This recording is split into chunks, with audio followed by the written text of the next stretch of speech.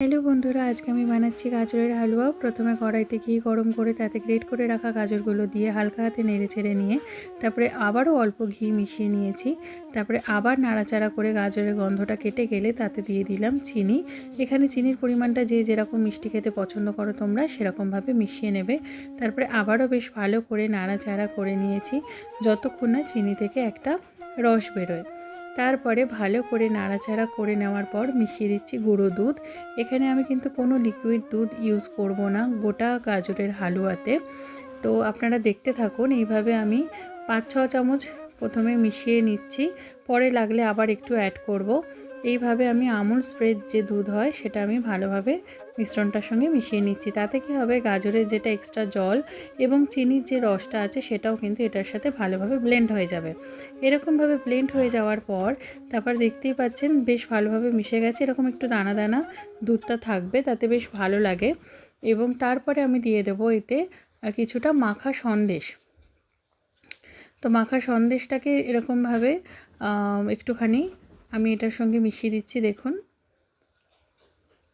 এবং এরকমভাবেই আমরা একটু ঝুড়ো ঝুড়ো করে দেব এবং হালকা হাতে নাড়বো। কিছুটা এরকম ডেলা ডেলা থাকবে, তাতে মুখে পড়লে বেশ ভালো লাগে। এভাবে আমি এবার মাখা সন্দেশটাকে এটার সঙ্গে ভালো করে মিশিয়ে নেব। আবারও পরে আমি কিন্তু একটু গুঁড়ো দুধ অ্যাড করেছিলাম, যেটা দেখতে পাচ্ছেন। আরও 2-3 চামচ মতন গুঁড়ো দুধ অ্যাড করে বেশ ভালো করে মিশিয়ে নিচ্ছি। এইভাবে বেশ ভালোভাবে এমনভাবে মেশাতে হবে যাতে পাকটা খুব সুন্দরভাবে আসে। এরপরে আমার এখানে রাখা কাজু আর কিশমিশ সেটাও আমি কিন্তু মিশিয়ে দিচ্ছি। কাজু কিশমিশটা দিয়ে বেশ ভালো করে কিন্তু অনেকক্ষণ ধরে কিন্তু হালুয়া যেরকম নাড়া হয় সেরকমভাবে কন্টিনিউয়াসলি কিন্তু আমি এরকমভাবে নাড়তে থাকবো।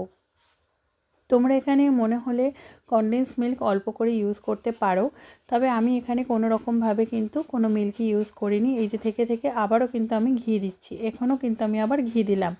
ঘিটা কিন্তু প্রথমে কিছুটা দেওয়ার পরও কিন্তু প্রায় প্রত্যেকটা স্টেপের পরে কিন্তু একটু একটু করে ঘি দিয়ে কিন্তু ভালো করে নাড়তে হবে।